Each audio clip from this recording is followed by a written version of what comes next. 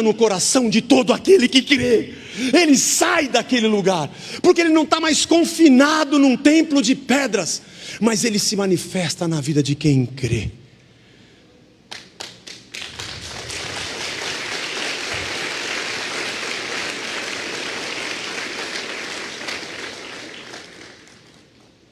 O comércio do sagrado, petulantemente, se anuncia com o poder de engaiolar o espírito para vender ingressos para a experiência da fé. Eu nunca vou dizer a você: venha no aniversário da igreja, venha na peça, venha na nossa celebração do domingo para ter uma experiência com Deus. Não vou dizer isso nunca aqui, porque eu não acredito nisso. Experiências com Deus vai acontecer a qualquer momento, em qualquer lugar. Você pode estar no meio da Praça da República, um trombadinha, levar a sua carteira, e ali Deus te dá uma experiência, porque Ele habita em você. E você não tem que vir aqui para Deus te dar uma experiência, porque Ele não está enjaulado com alguém cobrando ticket para você ter experiência. E nem você deve ser alguém que corre atrás de experiências. Porque você tem o Espírito de Deus habitando na tua vida, você quer mais o quê, meu Deus do céu? Ou não, né? Ou você não entendeu nada ainda sobre a fé com Cristo. Você está procurando uma igreja para frequentar? É isso mesmo? Desculpa te perguntar. Você está procurando um templo? Não, você pode vir aqui, não estou achando ruim, fica à vontade, frequente onde você quiser. Mas você acha que mudando de igreja você vai mudar? Ou você muda você, ou não vai mudar porcaria nenhuma, porque não é o lugar que você frequenta, é quem você é. Ou você acha que você vai a algum lugar e vai ter um guru, e agora você elegeu o Zé, para passar para você o Hadug, algum poder que você não tem. Ou que eu posso dar uma gusparada, uma baforada em cima de você, de uma coisa que você não tem. Ou que eu vou impor a mão para você receber um negócio que você não tem. A palavra é tua, o Espírito é teu, Ele habita em quem crê. Quando vai abrir uma casa da rocha aqui? Nunca! Mas nunca! Porque eu não acredito nisso. Não, se eu for lá e alugar um prédio e colocar a nossa placa com a minha foto e a da Blanche segurando o cálice da ceia bem na porta. Você acha que a bênção de Deus mora dentro de um CNPJ? Que eu acredito que em qualquer lugar da terra, em qualquer bairro, em qualquer cidade, onde tiver um grupo de pessoas que ama Jesus Cristo, que crê no Evangelho do nosso Senhor Jesus.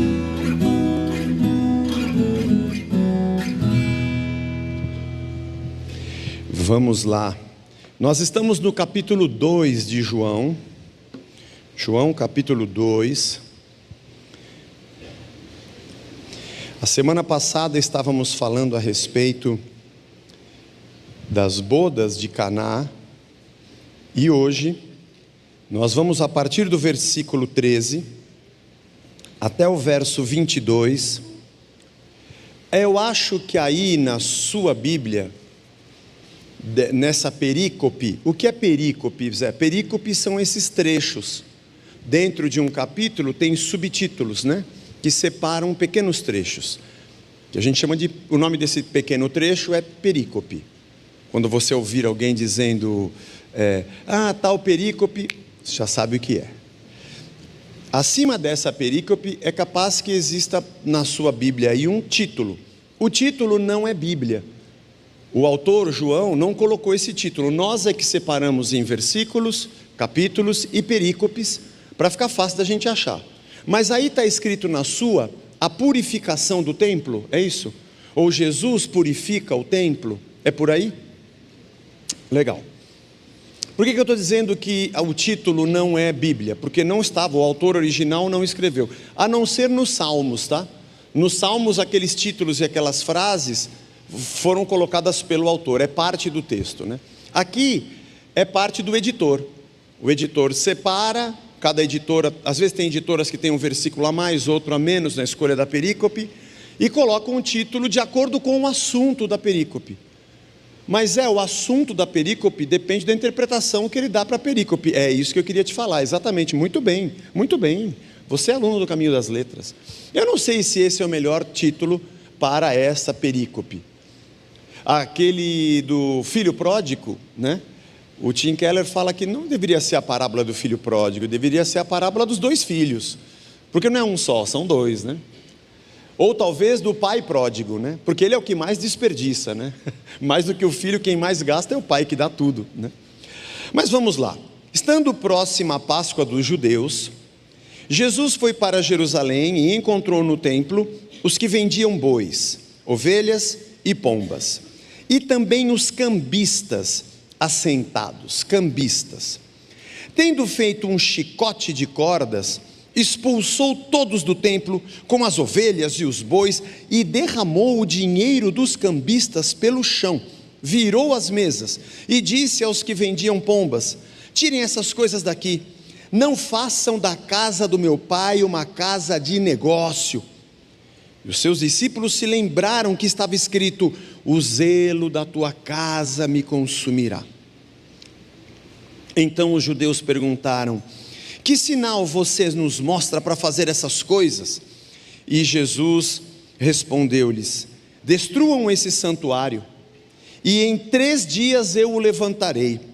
Os judeus responderam: esse santuário foi edificado em 46 anos, e você quer levantá-lo em 3 dias? Ele, porém, se referia ao santuário do seu corpo.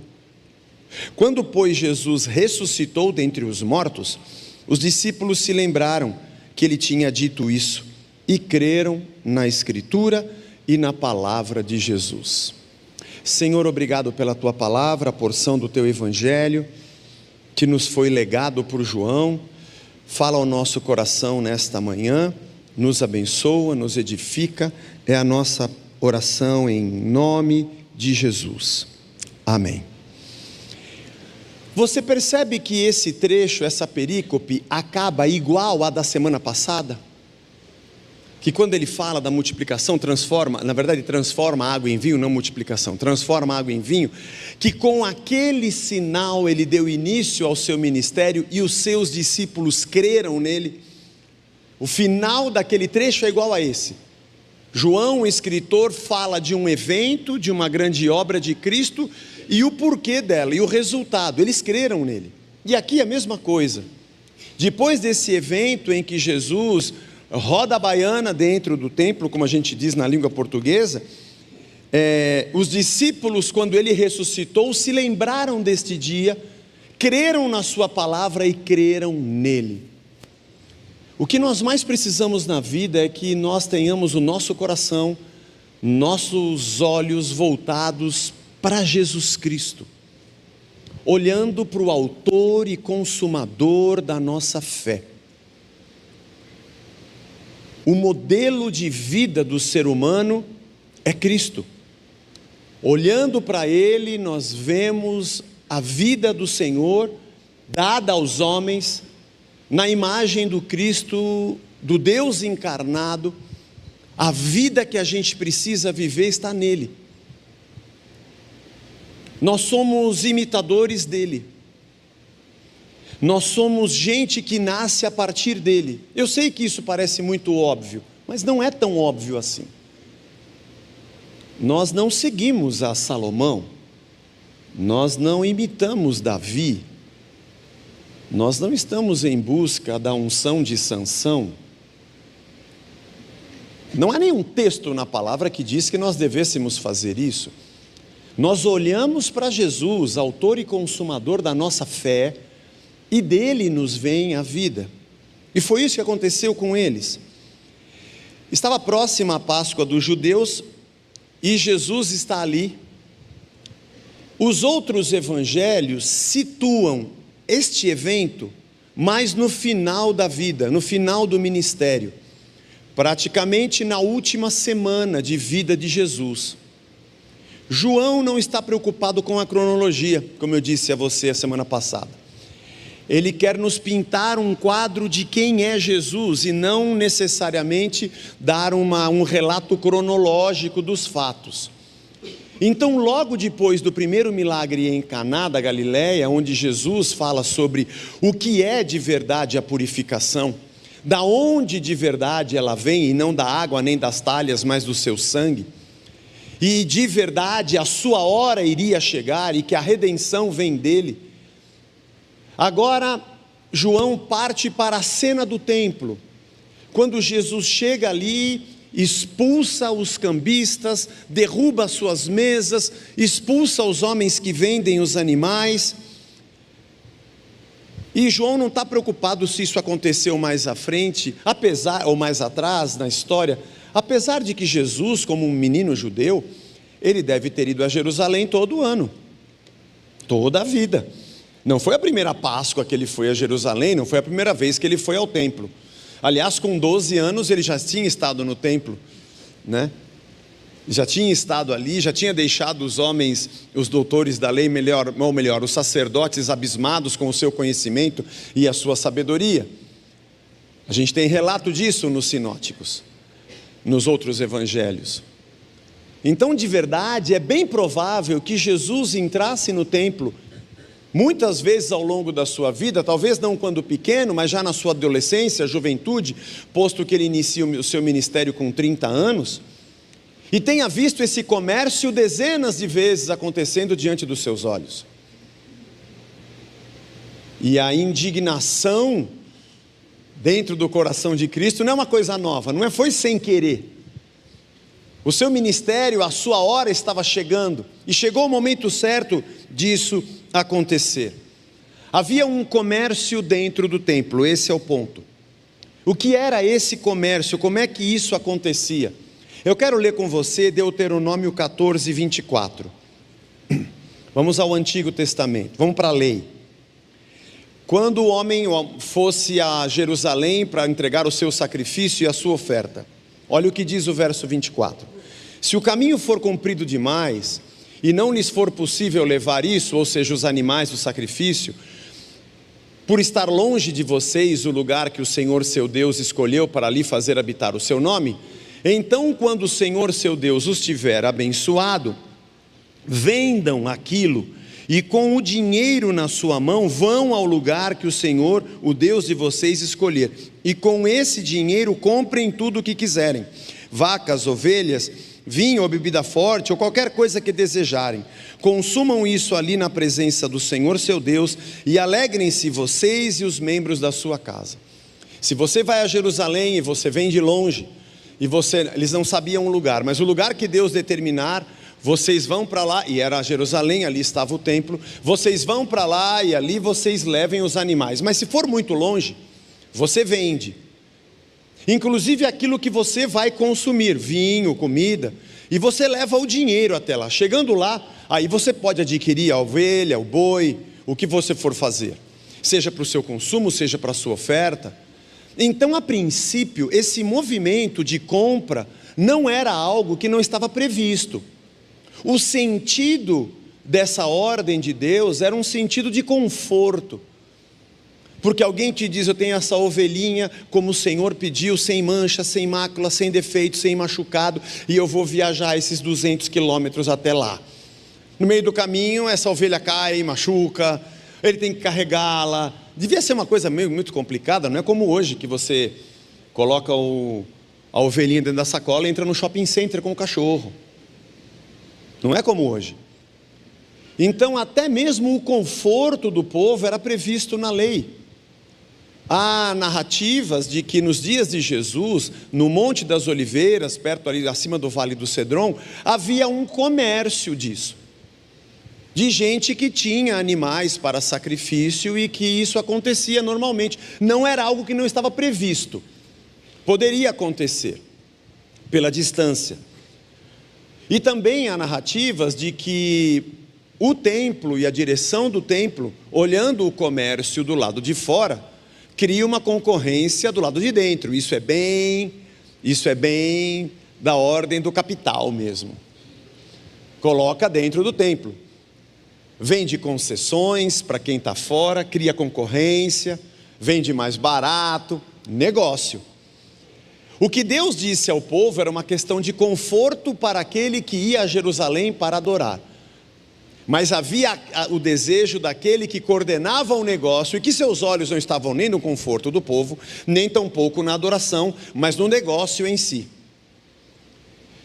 E também tem muitos comentaristas que defendem de que a classe dos saduceus, que era quem governava o templo e coordenava essas atividades, não fazia isso por maldade. Existem alguns comentaristas e pesquisadores que defendem essa ideia. A gente não pode dizer que eles eram completamente maus. Eu sei, mas eu sou da ideia que se eles fossem completamente bons, Jesus não tinha feito o que ele fez. Ele chutou o pau da barraca porque a coisa estava muito feia ali. Quem coordenava isso eram os saduceus. E era um grande comércio, porque o movimento no templo era uma coisa absurda. Há relatos de que nas festas era o dia inteiro oferecendo sacrifícios. A quantidade de carne, sangue, animais queimados era volumosa. O negócio era muito lucrativo. Mas também há a ideia de que Roma permitia que isso acontecesse. E o templo funcionava como uma embaixada.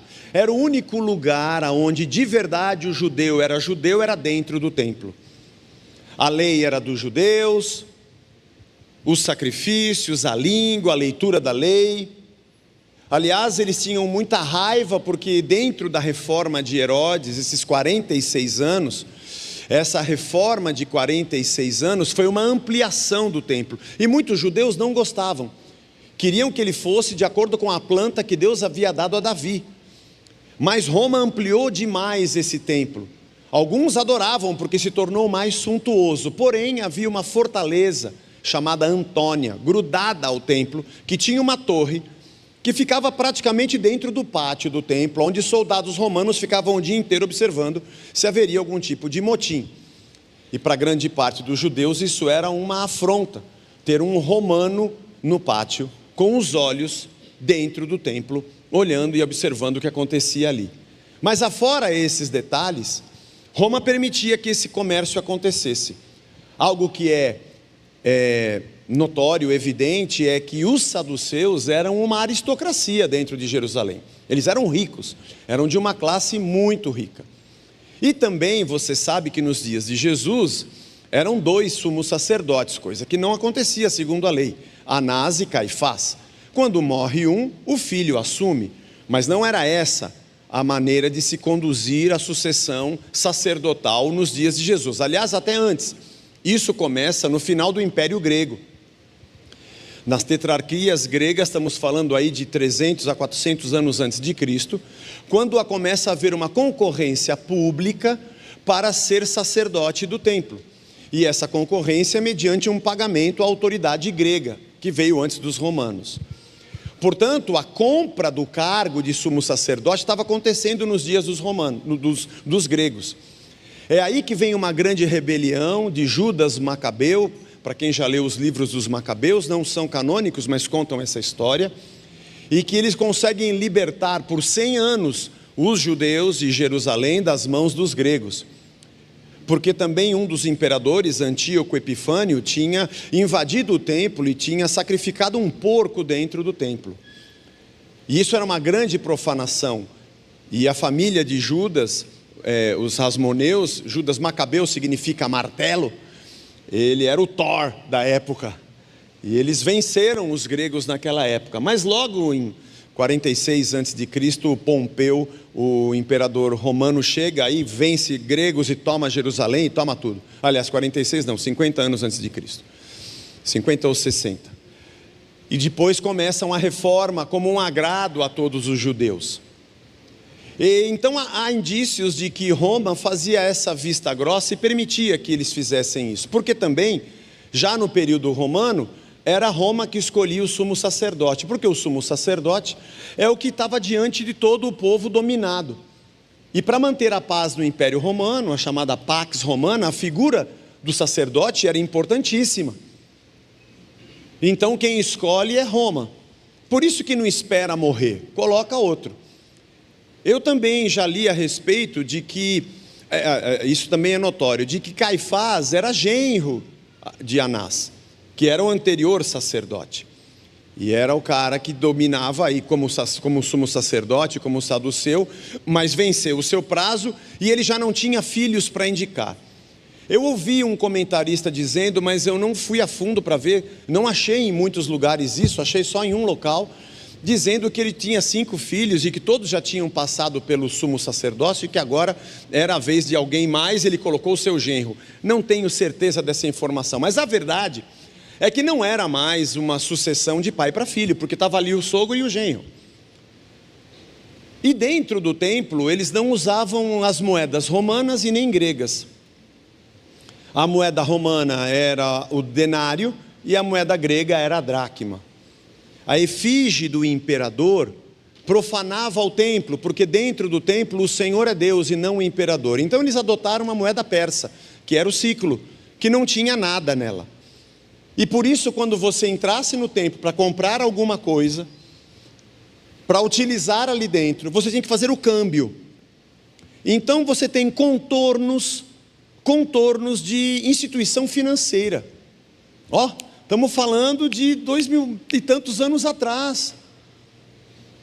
O câmbio da troca de moeda, ágio, deságio, juro. Isso é muito lucrativo, muito rentável.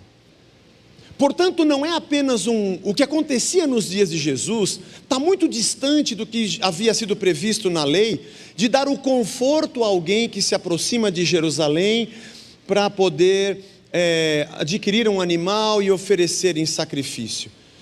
Já há um contorno de mercado, comércio, disputa, concorrência, juros, ágio, troca, câmbio, e que Jesus andou muito tempo e foi muitas vezes a Jerusalém, e esse é o momento em que Jesus chega e ele expulsa todo mundo que está ali, e ele vira as mesas dos cambistas com dinheiro e tudo. O que é mais interessante é como é que não cataram Jesus para meter, porque o que ele fez no templo, diante de todo mundo, era para esfolar um cara desse. Porque ele não só está entrando no nosso templo, apesar de ser um judeu, ele está atacando tudo que acontece no dia do sacrifício. Ele está atacando a galinha dos ovos de ouro. Fim, fam, fum, estou sentindo o cheiro de criança. Ele está atacando o nosso negócio. Mas eu vi um comentarista dizendo que no fundo, aquilo era profano. Ao invés de eles atacarem Jesus e o apedrejarem, arrastarem para fora do templo e o apedrejarem, não poderiam fazer isso diretamente porque Roma não permitia, mas naquele momento já poderia ser morto. Mas eles perguntam com que autoridade você faz isso, porque se você tiver autoridade, você pode fazer isso. É muito difícil entrar na cabeça dos cambistas e dos vendedores de animais dentro do templo e ficar imaginando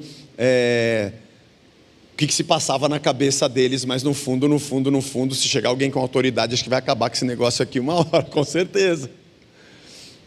Porque eles perguntam, com que autoridade você faz isso? É por isso, irmãos, que quando alguém fala, Jesus expulsou os vendedores do templo, aqui vocês têm uma livraria e uma cantina.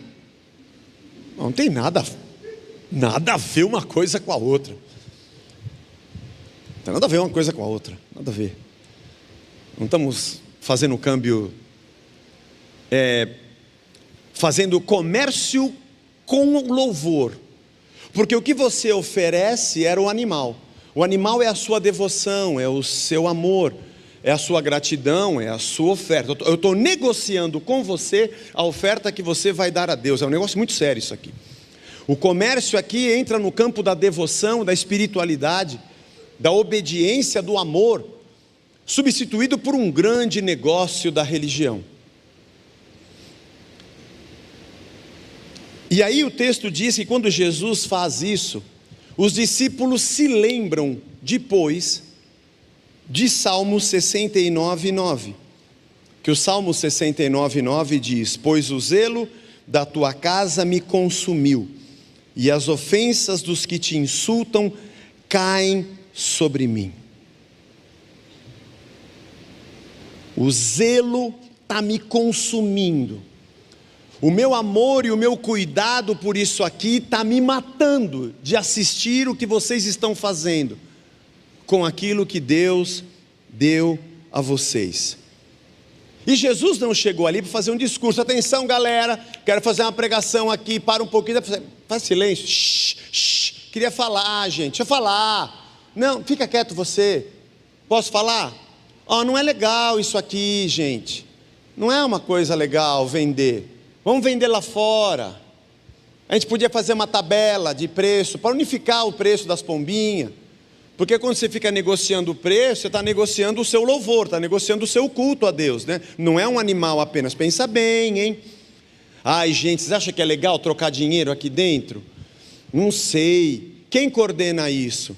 Tem algum banco central em Jerusalém que regulamenta o câmbio do shekel com o dracma e com o denário?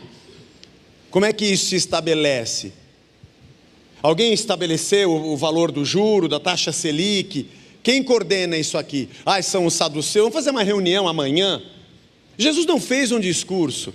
Ele não veio com uma profecia.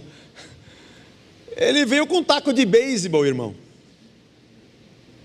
E ele saiu mandando tudo pelos ares. O zelo, o seu cuidado pelas coisas do reino, estavam gritando dentro dele. E ele não fez aquilo para disputar o comércio. Eu vejo muita gente brigando com muita evidência, mas está disputando quem é que vai comandar o negócio. Ele foi para acabar com o negócio. Ele foi para destituir todo mundo que estava ali. Ele arrumou um grande problema. Jesus não foi perseguido à toa. Claro que não. E ele sabia disso. Isso foi necessário. Esse choque de realidades é necessário. Esse corte radical foi necessário. Eu pergunto a você, quantas vezes na sua caminhada com Jesus você foi radical? Para o lado bom da coisa, não radical com os outros. A gente é muito radical com os outros. O que você está fazendo é pecado, isso está errado. Radical com você, com os valores do reino na sua vida. Porque você vai compreender aqui também que ele não falava daquele templo de pedras, tá? Só dando uma dica aqui. Não é sobre o templo de pedras o problema.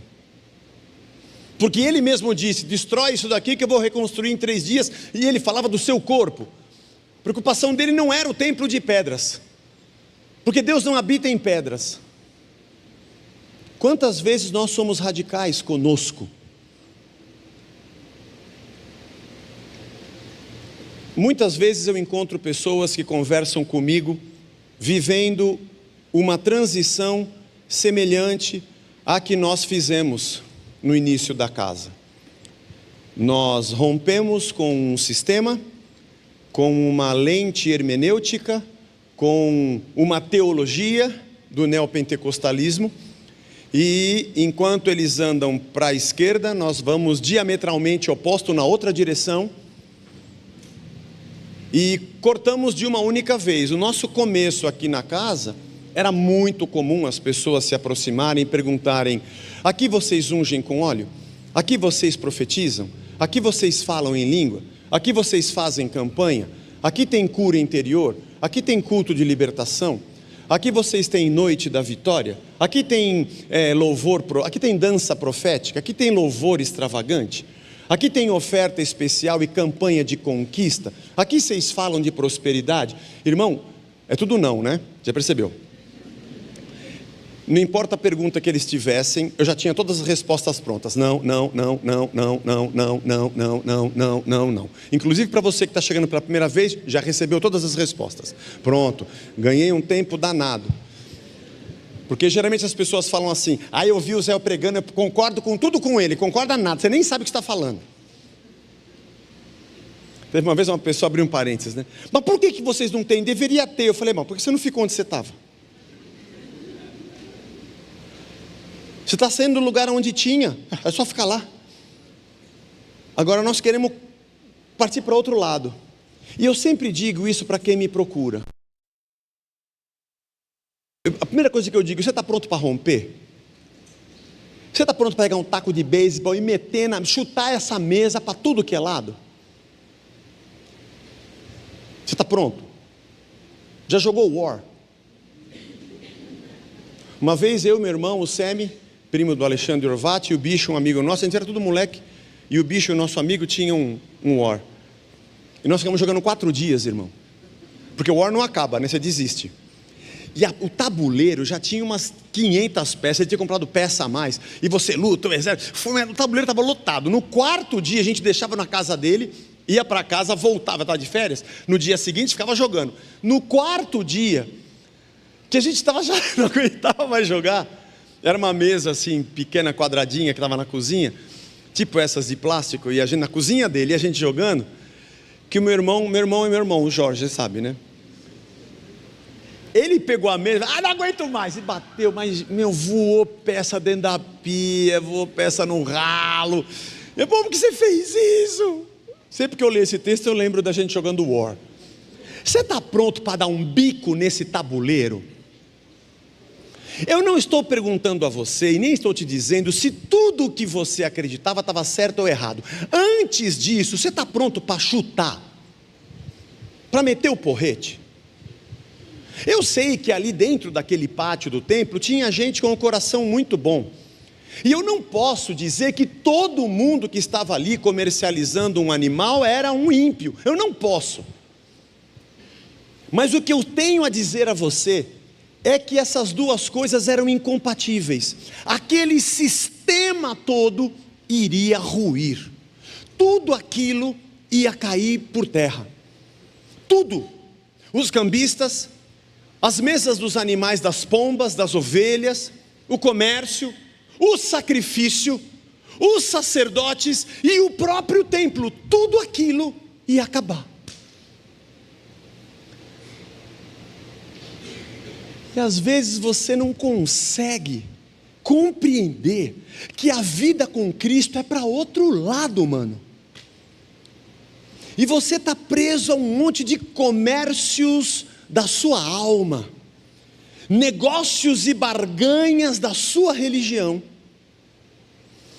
e você está apegado a isso sentimentalmente, símbolos, lugares, unções, objetos abençoados, e você não consegue se desfazer do misticismo e da crendice e entender que a única coisa que Cristo pediu foi: se você quiser, segue-me.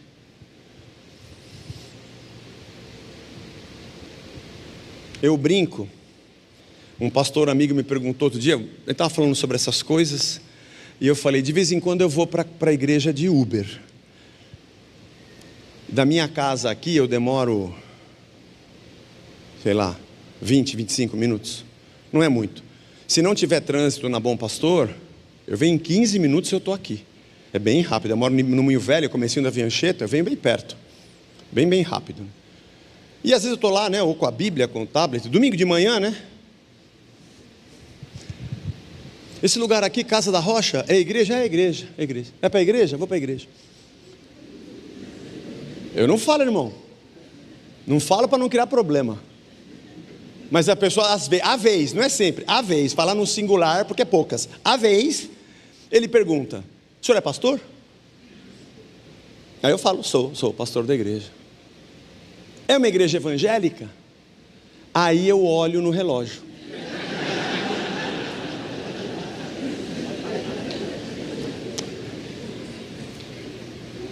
Por que eu olho no relógio? Porque demora muito para explicar. Se eu for começar a explicar que a gente não faz oferta especial, que a gente não tem campanha, que a gente não unge, que a gente não profetiza, que a gente não se preocupa com o tamanho dos dons, se for porque não tem cura interior, que não tem libertação, que não tem dia da vitória, que não... até eu explicar tudo isso, eu vou chegar aqui na porta e eu não vou ter explicado. Então, para ficar rápido, eu falo, não é uma igreja evangélica. Não, eu acho que nós somos, irmãos. O movimento evangélico é muito múltiplo, né? Claro, nós somos uma igreja evangélica, tudo bem, nós pregamos o evangélico, mas é tão complicado explicar que um evangélico é diferente de outro, que eu prefiro falar bem rápido, não somos. Porque daí é mais rápido explicar o que eu sou do que justificar o que eu não sou. É mais rápido, é uma questão de tempo só. Aí ele fala, mas é uma igreja? É. E o que vocês fazem lá? A gente canta, lê o texto do evangelho, eu explico e a gente vai embora para casa. Aí acho que dá um bug na cabeça dele, pensando, mas aí já chega aqui na porta, eu falo, Deus abençoe, bom domingo, e eu entro.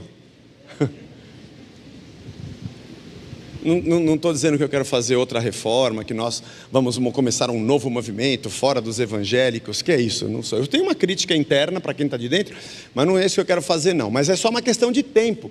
Mas você está pronto para romper com tudo isso?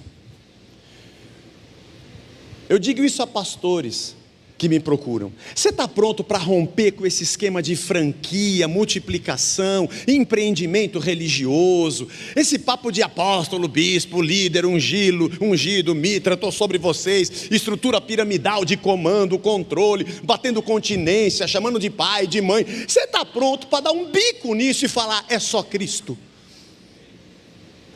Se você não tiver, não venha. Simples assim. Jesus, você não acha melhor bater um papo? Me dá licença. E aí os discípulos não sabiam o que ele ia fazer, eles ficaram espantados, né? Já pensou? Jesus, pensa bem, você falou com a gente que você ia meter o porrete em tudo. Me deixa que hoje eu estou de bobeira. Eu vou sentar o rei nisso aqui. Mas não foi loucura completa, porque o texto diz... Algumas traduções aqui devem ter o texto dizendo que ele teceu um azorrague. O termo azorrague é um chicote com corda trançada. Não foi deu a louca e deu 5 minutos, não. Ele foi enrolando o bagulho. Não, irmãos. Não.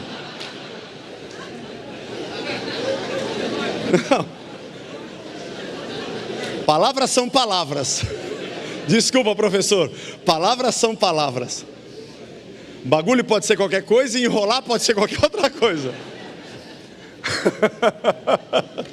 Amanhã tem um corte. Pastor fala que Jesus era maconheiro. Tá bom. Faz o corte lá. A Carmen se vira. E os discípulos cantando, né? Vou apertar, mas não vou acender. Não. Nada disso. Jesus. Vamos voltar. Volta. Ele trançou o chicote. Ele trançou o chicote, preparou, chegando. E fez o que deveria ser feito.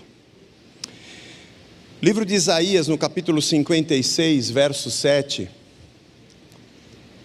quando Isaías está profetizando a respeito da salvação de Deus para os gentios, ele diz, também os levarei ao meu santo monte e lhes darei alegria na minha casa de oração.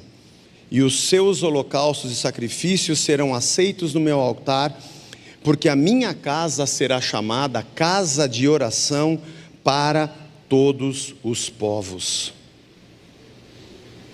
Quando nós lemos o texto de João no capítulo 2, quando Jesus expulsa os vendedores do templo, ele está na verdade trazendo isso. Não façam da casa do meu pai uma casa de negócios. Se nós lermos também Jeremias capítulo 7, abra aí. Para quem fala, você não fala para o Antigo Testamento? Claro que fala, é que o Antigo Testamento só fala de Cristo, isso não é culpa minha. Quando o profeta Jeremias está dizendo que não adianta você correr para o templo, achando que o templo vai te dar santificação e vai te esconder. É você e Deus, né? Mas no verso 11 ele diz assim, será que este templo, que se chama pelo meu nome, é um covil de salteadores aos olhos de vocês? Eis que eu mesmo vi isso, diz o Senhor. Esses textos permeiam as palavras de Jesus, quando ele expulsa esses vendedores. E é interessante também que quando os discípulos dizem, nós lembramos do que ele falou, que o zelo da tua casa me consumirá. A única diferença, se você percebeu, é que na palavra do salmista, no Salmo 69, o texto é: o zelo da tua casa me consumiu. Mas no Evangelho é utilizado no futuro. Eu faço isso porque o zelo da tua casa me consumirá. É porque Jesus está utilizando toda aquela cena para dizer que todo aquele sistema iria desaparecer, para que uma nova lógica de devoção conduzisse o povo. Ao mesmo tempo em que Jesus também estava dizendo que aquele templo e aquele lugar estavam sendo utilizados como uma parábola do que ele faria. Porque o zelo da tua casa me consumirá mesmo, a ponto dele ir à cruz, consumiu completamente. O amor pela tua casa, pelo teu reino, vai me matar no futuro, no presente e no futuro, porque foi o que aconteceu com ele. Mas ele não morreu por um templo de pedras. Quando perguntam a Jesus, tem um detalhe aqui muito bonito no texto original. Quando eles perguntam a Jesus, dá um sinal da sua autoridade, ele fala: derrubem esse templo, que eu em 3 dias o reconstruirei. O verbo construir é o verbo oikidomel. Oikos é casa em grego. Você que faz economia, sabe de onde vem economia? É oikos, que é casa, e nomos, que é lei. Oikonomia é a lei da casa. Olha que bonito, aprendeu mais uma. Então, quando você constrói, o verbo é o verbo que tem, é o verbo oikidomel, ou oikodomel, é o construir, edificar uma casa. Mas Jesus não usa esse verbo no original. Ele está usando o verbo regeiro, que significa levantar. Mas levantar no sentido de despertar da morte. Há campos semânticos em que o levantar é o despertamento. Inclusive, quando diz que os discípulos, depois da sua ressurreição, lembraram desse dia, o verbo no caso, ressurreição, ou o substantivo no caso, vem do verbo egeiro. É o verbo utilizado para a ressurreição. É como se ele dissesse assim: derrubem esse templo, porque em 3 dias eu vou ressuscitá-lo. E aí eles dizem: mas demorou 46 anos para levantar esse templo. Como é que você diz que vai destruir e ressuscitá-lo? Mas eles pensavam em reconstruir um templo de pedra. Mas Jesus usava aquelas pedras como uma parábola da sua vida. Porque diz o texto que ele falava sobre o seu corpo. Porque o lugar aonde Deus está não é mais um templo de pedras, mas sou eu, Ele está aqui. Lembra do capítulo 1 que nós falamos de João? Ele habitou entre nós, e o habitar é exatamente o verbo montar o tabernáculo. Ele tabernaculou entre nós, Ele é o templo. Eu não entro no templo, nem vou ao Santo dos Santos para encontrar Deus, porque quem olha para Jesus já vê a Deus. É a pergunta de Filipe. Jesus, mostra-nos o Pai, isso nos bastará. E Jesus fala: Filipe, você anda comigo há 3 anos e não sacou ainda? Quem vê a mim, vê o Pai. O Pai está aqui.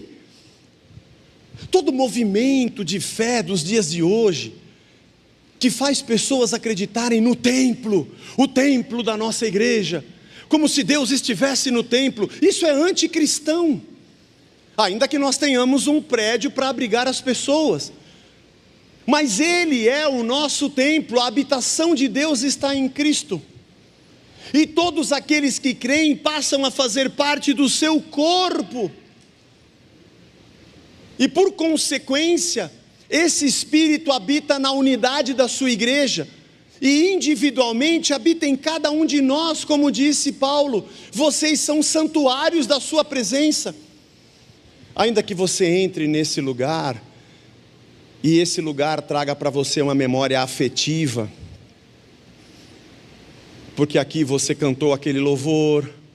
Aliás, hoje os nossos jovens que fizeram o momento de adoração, nossa galera, muito bom. Nossa juventude, tem jovens aqui estudando teologia, tem jovens no nosso grupo de liderança e de vocacionados, organizam os acampamentos, tem a sua banda, ajudam na direção do Real Chat com os adolescentes. É uma alegria a nossa juventude, estavam aqui hoje. Então você entra aqui e fala: que alegria que eu tenho quando eu venho aqui. Puxa, que gostoso estar nesse lugar. Ai, sempre quando eu entro aqui, Que bom, é uma questão afetiva, porque você sabe que Deus não está nas pedras.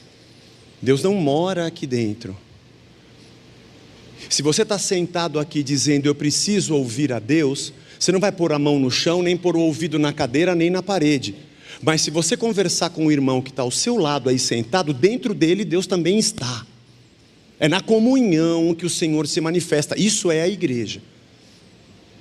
E quando Jesus disse que o zelo da tua casa vai me consumirá, é porque na cruz Ele morreu por todos aqueles que entravam no templo para buscar a Deus. Mas pelo zelo e pelo amor, Ele foi morto por combater aquele sistema. Mas o povo foi livre do sistema. E Ele então, de maneira correta, podemos dizer que a sua morte é o zelo de Deus o consumindo, para que o verdadeiro templo abrigue as pessoas, que é o seu próprio corpo. Mas também, por extensão, podemos dizer que quando Ele foi à cruz, o zelo de Deus e o amor por nós o levou à cruz, porque Ele morreu, porque cada um de nós também somos um templo da sua habitação. A nossa vida se resume a destruirmos todo tipo e sabotarmos todo tipo de sistema de crença que seja substitutiva, que diminua o sacrifício de Cristo, todo tipo de crendice que me faça acreditar que eu sou mais ou menos abençoado por estar aqui, por estar ali, pelo dinheiro, pelo templo, pelo líder, pelo sacerdote, e nós traduzimos a nossa fé, ou a devotamos a qualquer outro sistema a não ser o próprio Cristo. Esse é o maior risco, esse é o maior inimigo da fé cristã.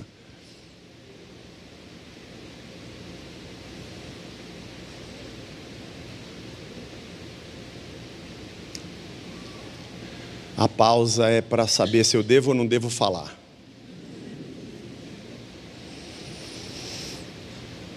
O maior inimigo da fé cristã é o cristianismo.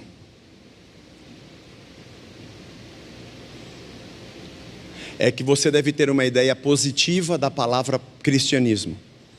Cristianismo abriga aqueles que creem em Jesus, ou em Cristo. Ok, é uma ideia positiva, mas é uma ideia muito negativa da palavra cristianismo, que é uma religião como qualquer outra, que se vale de disputas políticas nas suas lideranças, que tem muito comércio na movimentação dos seus cultos e da sua devoção, que comercializa o que é sagrado, que vende por dinheiro unções e bênçãos, e que se constrói e se ergue por 46 anos como uma grande estrutura que abriga aqueles que querem Cristo. Porque Jesus não morreu na cruz para começar uma religião chamada cristianismo. Eu não estou dizendo todas as contribuições positivas que o cristianismo possa ter trazido à nossa sociedade, ao mundo ocidental, como fez, está tudo ok. Mas a gente tem que só ir até a página 2 ou 3, para não acharmos que nós conseguimos criar um sistema de religião que possa substituir a Cristo. Jamais. Fuja disso.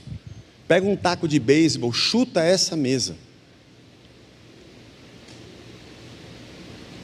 Se converta de novo. Esquece tudo que você aprendeu e fala: quero começar do zero. Seja humilde em dizer: quero começar a aprender tudo de novo. Não tenha medo de fazer isso. Você está andando com Jesus, você está buscando a Cristo. Vai para o Evangelho. Só o Evangelho, somente Cristo, só as suas palavras.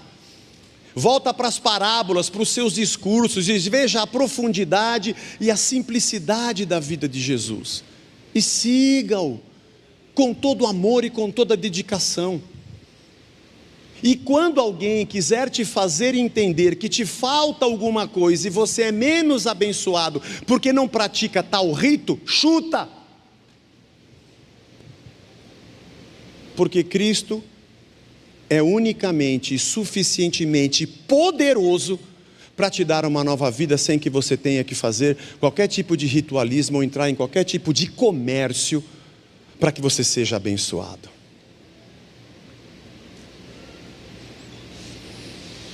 Eu quero, nesses últimos minutos, que você atente para 2 detalhes interessantes.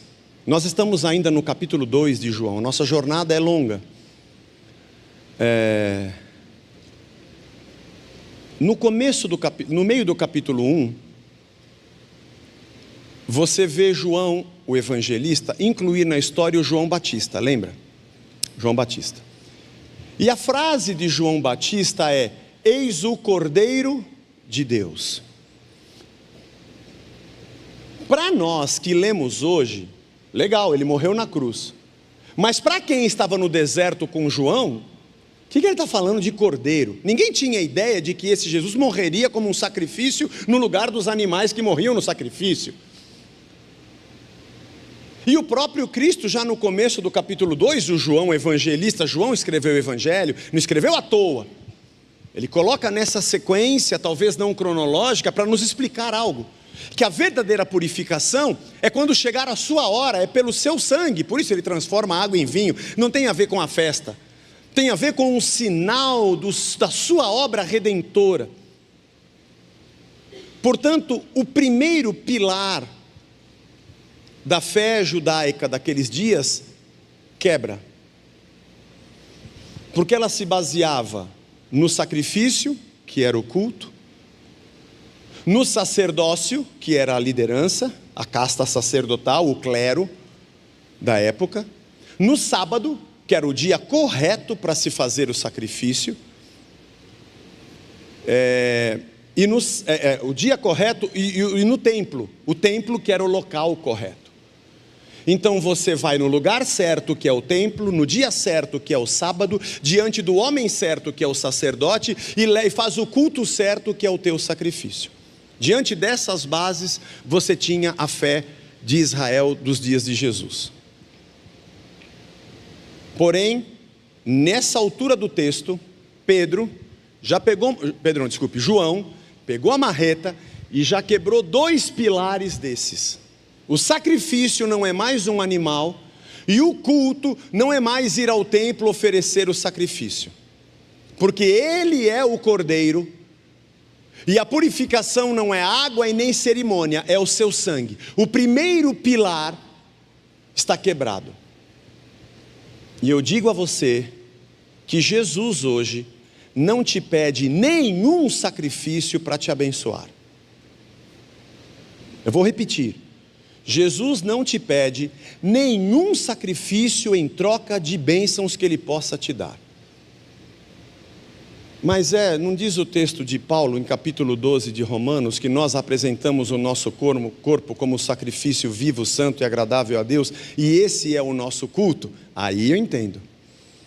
Tudo aquilo que você nega, tudo aquilo que você deixa, tudo aquilo que você abandona, porque você o segue e o ama, não é um sacrifício. Você tem filhos? Trabalha para pagar a conta? Você é igual a mim, quando meu primeiro filho nasceu, que eu fiquei com uma crise de preocupação? Se eu ia conseguir cuidar dele, se eu ia conseguir educar, se eu ia conseguir pagar as contas, se eu não ia ser despejado, se eu ia conseguir pagar a escola, se eu ia conseguir... Tudo isso foi um sacrifício para mim e para você. Eu te pergunto, foi um sacrifício? Você vai dizer, não. Isso aqui é amor. Isso aqui eu não coloco na conta do sacrifício. Eu coloco na conta do meu amor. E eu não faço isso para comprar o amor do meu filho. Nós já nos amamos. Deus não te pede sacrifício para te dar bênçãos. A tua adoração, a tua devoção, a santificação da sua vida é um movimento natural de amor, porque você descobriu nele a verdadeira vida. E o segundo pilar que o João mete a marreta é o pilar do templo. Porque de verdade, alguns anos depois disso aqui, mais ou menos 40 anos depois desses dias que Jesus disse isso no templo, o templo foi destruído. Não está na escritura, está na história. O templo não existe mais, você sabe que não tem templo, só tem o muro das lamentações, que era o muro de arrimo do pátio da onde ficava a esplanada do templo. É a única coisa que sobrou. Na grande revolta dos judeus contra Roma, quando 1,5 milhão de judeus foram mortos nessa guerra, o templo é acabado. E nunca mais se levanta até os dias de hoje. Ainda que tenha gente que diga, tinha que reconstruir o templo. Não, não tem que reconstruir o templo, não precisa mais de templo. O que Jesus disse aconteceu mesmo, ele foi destruído. Mas eles talvez esperem que um dia seja reconstruído, e já passou 3 dias. Você que não percebeu, no terceiro o verdadeiro templo se levantou. E é nele que nos abrigamos, e é ele que é a marca de Deus na terra, e não mais um templo de pedras. Por isso essa ideia de nós constituirmos templos para a habitação de Deus, e que a glória de Deus vai estar ali, não vai. A glória de Deus não mora dentro desse prédio. Ela mora na sua ética, na sua educação, no seu amor, no seu testemunho, e cada vez que você brilha nesse mundo como um filho de Deus, você glorifica a Deus. Cada vez que a sua maneira de viver, a sua honestidade, a sua justiça, a sua santificação brilha diante dos homens, Deus é glorificado ali. Não porque o nosso prédio é mais bonito, mais feio. Tem gente que fica discutindo hoje, igreja de parede preta. Pode ser preta, pode ser branca, pode ser azul, pode ser verde, pode ser amarela, pode ser uma choupana, pode ser um galpão, pode ser o que for. A gente está preocupada com estética. Quem discute essas coisas está discutindo onde Deus está, e Ele não está nem na banquinha branquinha, bonitinha, com mesinha, com crucifixo. Ele não está lá. Quando Jesus morre na cruz, há um fenômeno: a terra se escurece, há trevas em toda a terra, mortos ressuscitam, foi uma loucura, e o véu do templo se rasga de alto a baixo. Era um feltro muito espesso, que separava o lugar santo, onde os sacerdotes ofereciam o sacrifício, para o lugar santíssimo, onde ficava a arca da aliança, com o propiciatório sobre a arca, de ouro, aonde o sacerdote uma vez por ano entrava para oferecer sacrifício, porque lá na arca estava o Shekinah, ali dentro estava a presença de Deus, Deus morava lá dentro. E quando ele morre na cruz, o véu se rasga de alto a baixo. E muita gente diz assim: que legal, faz a fila e vamos, próximo. Porque antes só o sacerdote podia passar além do véu, mas agora eu também posso, lá, lá, lá, lá, lá, lá, lá, lá, lá, lá, lá. E eu vou entrar também para ver Deus lá. Oi, que legal que aqui a glória de Deus está aqui. Próximo, posso ficar mais um minuto? Não, entra na fila de novo. Ai, que droga, entra você, eu vou pegar a fila outra vez. Todo mundo acha que o véu do templo se rasga para a gente poder entrar no Santo dos Santos. Não, ele não rasgou para você continuar dependendo de um templo. Ele rasgou para dizer que Deus saiu dali, e Ele não está mais lá. Ele habita no coração de todo aquele que crê. Ele sai daquele lugar, porque ele não está mais confinado num templo de pedras, mas ele se manifesta na vida de quem crê.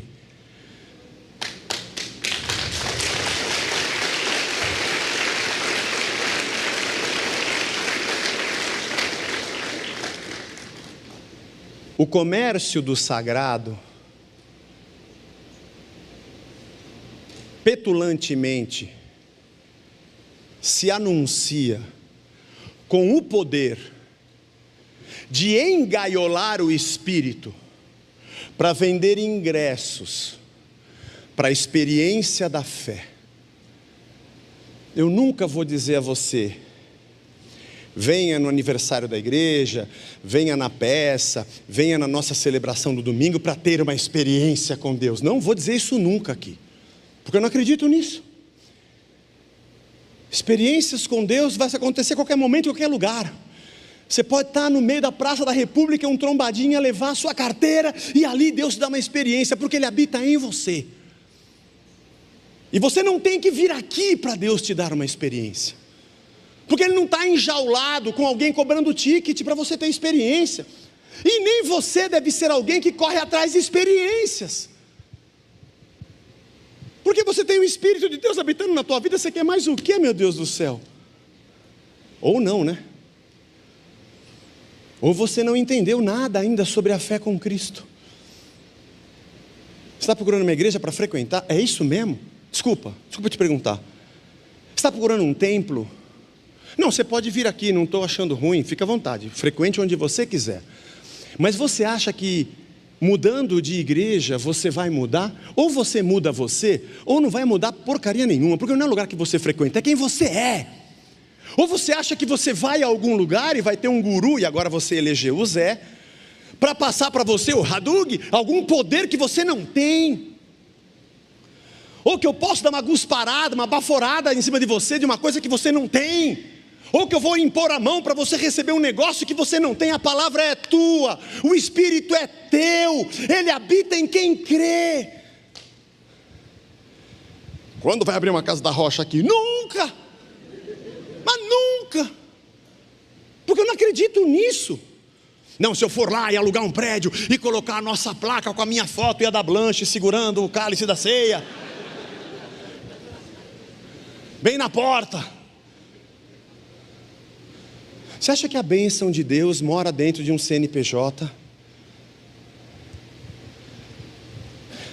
Que eu acredito que em qualquer lugar da terra, em qualquer bairro, em qualquer cidade, onde tiver um grupo de pessoas que ama Jesus Cristo, que crê no Evangelho do nosso Senhor Jesus Cristo, vai ser muito abençoado e muito feliz, porque eu não tenho nada para dar para você, além do que Ele já escreveu, e já está aqui, e do Espírito que já se derramou e não dependeu de mim.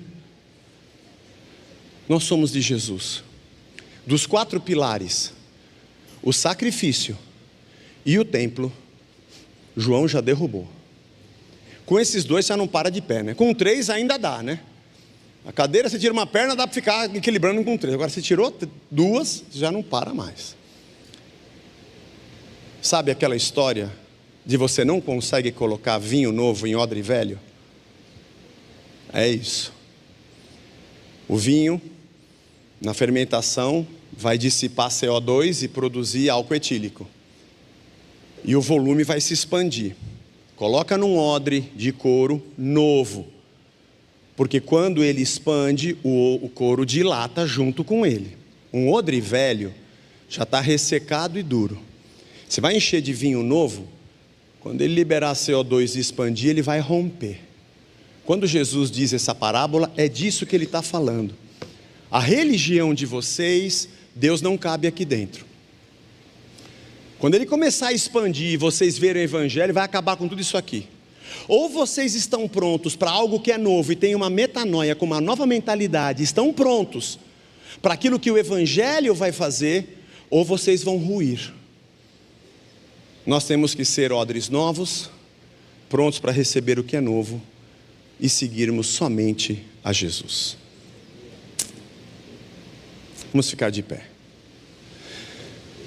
E o Evangelho é a maior libertação que alguém possa anunciar. Senhor, que esta manhã seja uma manhã de grande libertação. Grande libertação. Grande libertação.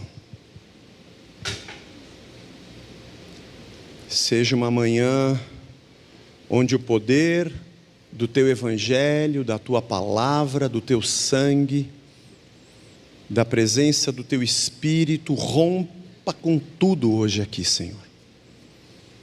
Nos liberte da falsidade da fé representada pelo templo, pelo comércio, mas de verdade nos purifique. E é isso que a gente entende, Jesus. Esse título talvez não esteja certo, né? Ele não foi purificar o templo, ele foi purificar o verdadeiro templo, a sua verdadeira igreja, que somos nós. Fala conosco, Jesus, e nos liberta dos grilhões que nos prendem aos sistemas do comércio dos saduceus. E nos põe livres diante da tua palavra e do teu Espírito, juntos, porque nos amamos como tua igreja.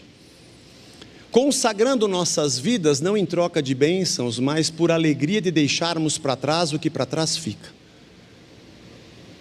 Mas que o Teu Evangelho dessa manhã rompa cadeias, nos quebre,